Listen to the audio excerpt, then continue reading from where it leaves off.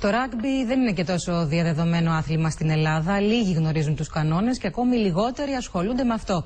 Εδώ και χρόνια όμως λειτουργούν στη χώρα μας διάφοροι όμιλοι, ενώ Έλληνες ομογενείς κάνουν εθελοντικές προσπάθειες για να διαδοθεί το άθλημα αυτό, που στο εξωτερικό είναι αρκετά αγαπητό. Μια ομάδα εθελοντών από τη Γαλλία και άλλες χώρες του εξωτερικού προσπαθεί να διαδώσει το ράγκμπι στην Ελλάδα.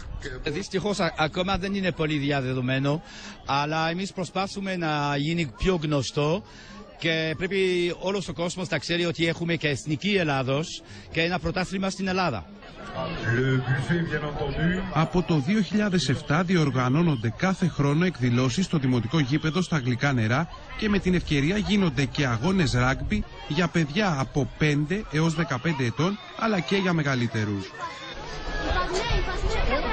Φέτος παραβρέθηκαν περισσότεροι από 500 φίλοι του αθλήματος κάθε ηλικίας.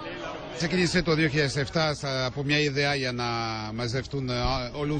μαζευτούν όλοι οι άνθρωποι που αγαπάνε το ράγκμπι και να το κάνουμε μια γιορτινή μέρα, να περάσουμε μια ωραία αθλητική και φιλική και οικογενειακή ημέρα. Στη Γαλλία είναι άθλημα που παίζεται πάρα πολύ, παντού, ειδικά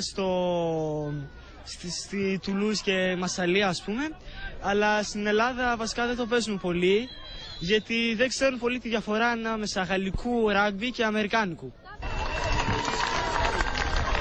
Στις φετινές εκδηλώσεις που ήταν υπό την αιγίδα της Γαλλικής Πρεσβείας συμμετείχαν και παιδιά από την Κιβωτό του κόσμου.